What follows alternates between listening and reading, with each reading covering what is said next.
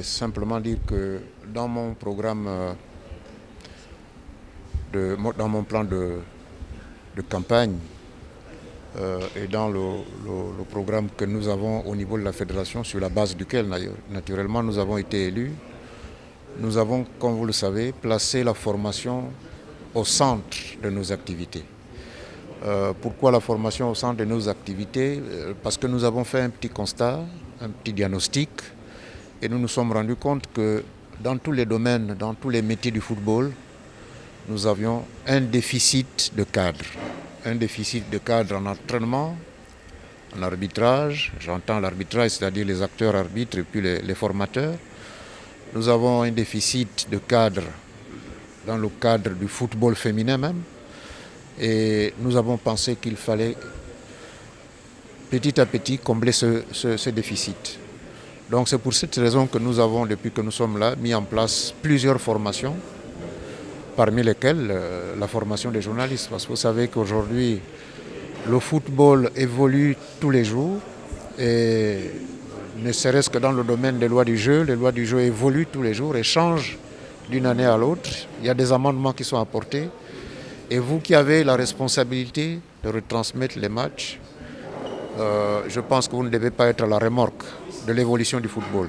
J'ai d'abord suivi l'ouverture à travers vos médias et j'étais absent de la province pour des raisons fonctionnelles. Et à mon retour, j'ai été invité par le président de la Ligue de football de Manoué, me demandant de venir assister à la clôture de ce grand séminaire, puisqu'il y avait un parterre de formateurs très élevés, très relevés en même temps. Et je suis venu très content de constater que l'évolution positive de journalistes sportifs est en train de se déclencher. Et je félicite la Fédération gabonaise de football de vous avoir accompagné. Et j'espère que ces séminaires seront pérennes pour que vous puissiez affûter vos armes et pour que vous soyez assez plus compétitifs qu'auparavant par rapport aux écrits, par rapport aux commentaires que vous allez faire, puisque le monde va vite actuellement. Je suis très content d'être là. Le Gabon, notre pays, s'est résolument inscrit comme une nation organisatrice de grands événements continentaux. Ce qui nous a permis d'organiser 3 Coupes d'Afrique de Nations de football, 2 en seniors et 1 pour les moins de 17 ans. Ces 3 manifestations ont permis à notre pays d'accroître les capacités de ces hommes et femmes de médias qui ont choisi de faire du journalisme sportif leur métier.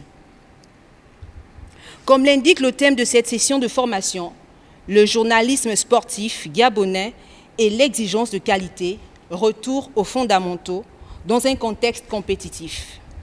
Un thème évocateur du challenge qui doit désormais nous tirer vers un changement de paradigme.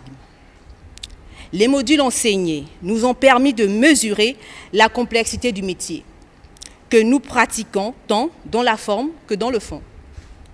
Mesdames, Messieurs, chers séminaristes, durant cette formation, nous avons revisité les principes du journalisme, partant des différentes techniques de rédaction, l'éthique et la déontologie du métier, la présentation d'une émission et la préparation d'un commentaire de match, entre autres.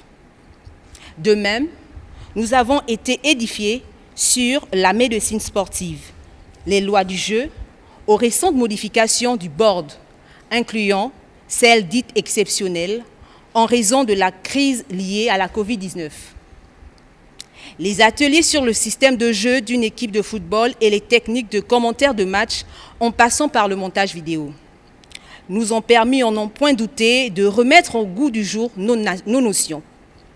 En effet, nous partons d'ici avec l'intime conviction d'être de reporters aguerris. Tout en se félicitant de ce que les acquis obtenus ici à Lambaréné soient un plus pour nos rédactions respectives, nous essayerons de restituer les enseignements reçus à nos confrères restés au desk. Chacun ici part ambassadeur et porteur de la philosophie de Saint-Ben Ousmane.